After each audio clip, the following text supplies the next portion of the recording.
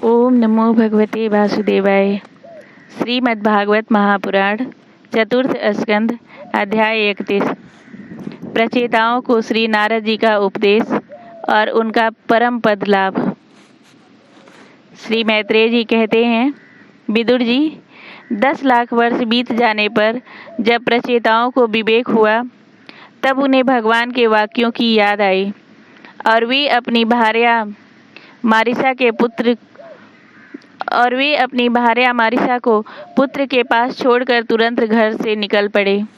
वे पश्चिम दिशा में समुद्र के तट पर, जहाँ जाजल मुनि ने सिद्धि प्राप्त की थी, जा पहुँचे और जिससे समस्त भूतों में एक ही आत्म तत्व विराजमान है, ऐसा ज्ञान होता है, उस आत्म विचार रूप ब्रह्म सत्र का संकल्प करके बैठ गए। उन्होंने प्राण, मन, वाणी और दृष्टि को वश में किया तथा शरीर को निश्चेष्ट, स्थिर और सीधा रखते हुए आसन को जीतकर चित्त को विशुद्ध परम ब्रह्म में लीन कर दिया। ऐसी स्थिति में उन्हें देवता और असुर दोनों के ही वंदनीय श्री नारद जी ने देखा। नारद जी को आया देख प्रचेतागण खड़े हो गए और प्रणाम करके आदर सत्कार पूर्वक देश कालानुसार उनकी विधिवत पूजा की। जब नारद जी सुख पूर्वक बैठ गए तब वे कहने लगे। प्रचेताओं ने कहा, देवर्षि, आपका स्वागत है। आज बड़े भाग्य से हमें आपका दर्शन हुआ। ब्राह्मण सूर्य के समान आपका घूमना फिरना भी ज्ञान लोक से समस्त जीवों को अभय दान देने के लिए ही होता है। प्रभु, भगवान शंकर और श्री विष्णु भगवान ने हमें जो उपदेश दिया था उसे गृहस्थी में आसक्त रहने के कारण हम लोग प्रायः भूल गए हैं। अतः आप हमारे हृदयों में उस परमार्थ तत्व का साक्षात्कार कराने वाले आध्यात्म ज्ञान को फिर प्रकाशित कर दीजिए, जिससे हम सुगमता से ही इस दुस्तर संसार सागर से पार हो जाएं। श्री मैत्रेय जी कहते हैं, भगवान में श्री नारद जी का चित्त सर्वदा भगवान श्री कृष्ण में ही लगा रहता है। वे प्रचेताओं के इस प्रकार पूछने पर उनसे कहने लगे।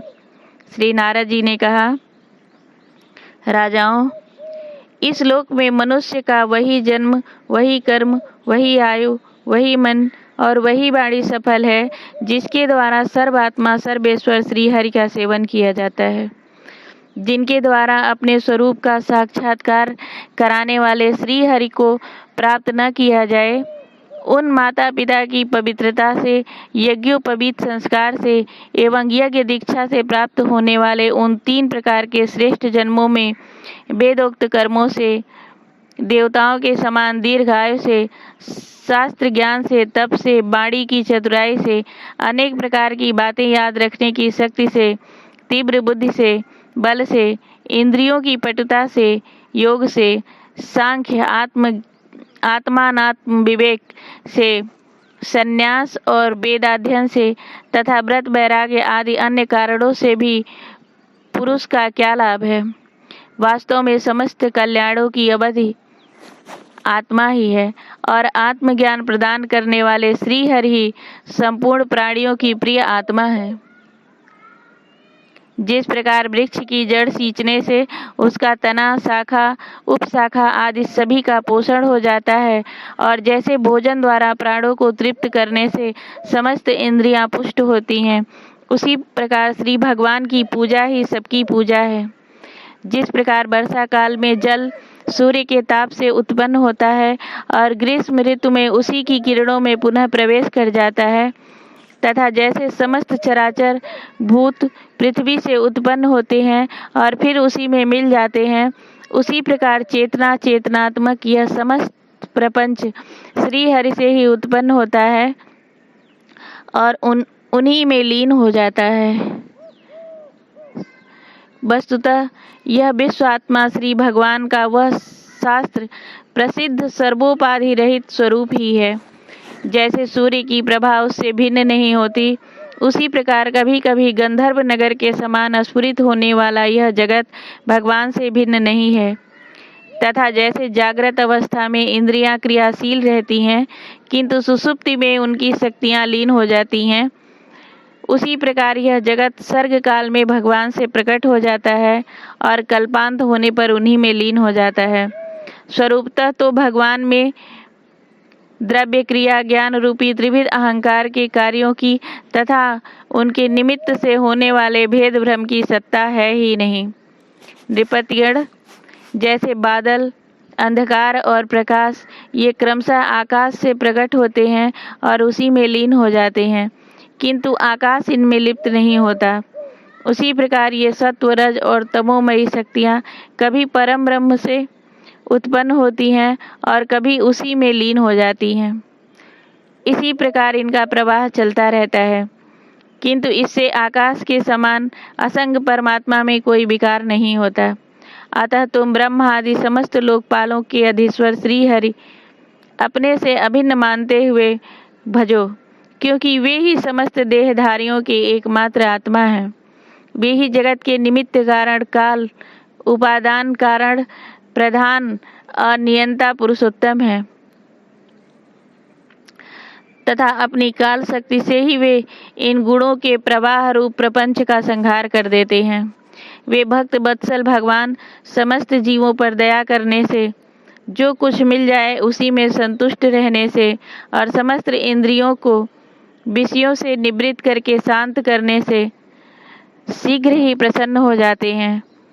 पुत्रैषणा आदि सब प्रकार की वासनाओं के निकल जाने से जिनका अंतःकरण शुद्ध हो गया है, उन संतों के हृदय में उनके निरंतर बढ़ते हुए चिंतन से खींचकर अविनाशी श्री हरि आ जाते हैं और अपनी भक्ताधीनता को चरितार्थ करते हुए हृदयाकाश की भांति वहाँ से हटते नहीं।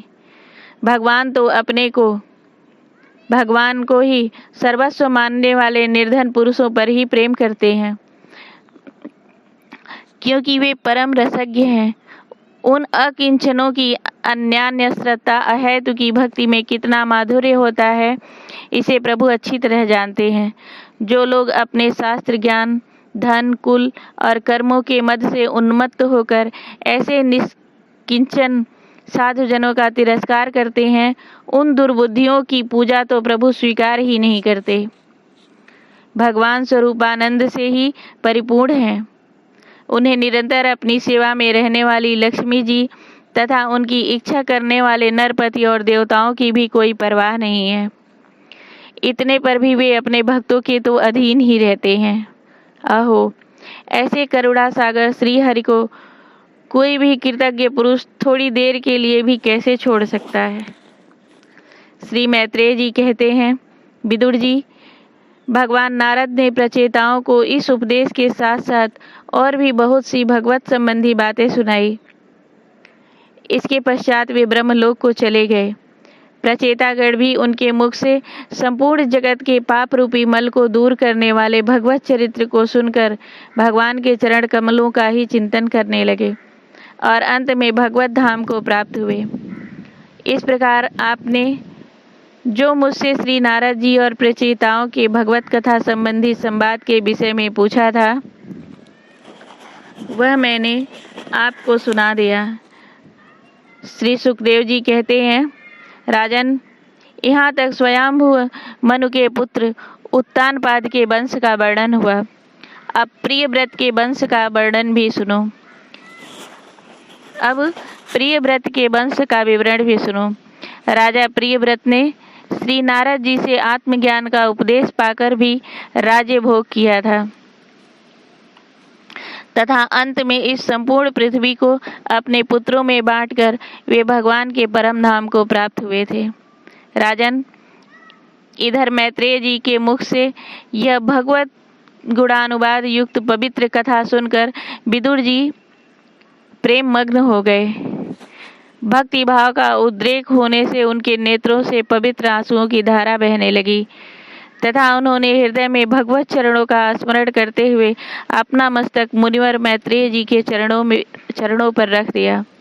विदुर जी कहने लगे, महायोनिन, आप बड़े ही करुणामय हैं। आज आपने मुझे अज्ञान अंधकार के उस पार पहुंचा दिया जहां अकिंचनों के सर्वस्व श्री हरि विराजते हैं। श्री सुखदेव जी कहते हैं, मैत्रेय जी को उपर्युक्त कृतज्ञता सूचक वचन कहकर तथा प्रणाम कर विदुर जी ने उनसे आज्ञा ली और फिर शांत चित्त होकर अपने बंधुजनों से मिलने के लिए वे हस्तिनापुर चले गए। राजन, जो पुरुष भगवान के शरणागत परम भागवत राजाओं का यह चरित्र सुनेगा, उसे दीर्घ आयु, धन, सुयश, क्षेम, सद्गति और ऐश्वर्य की प्राप्ति होगी। प्रेम से बोलो श्री भागवत भगवान की जय।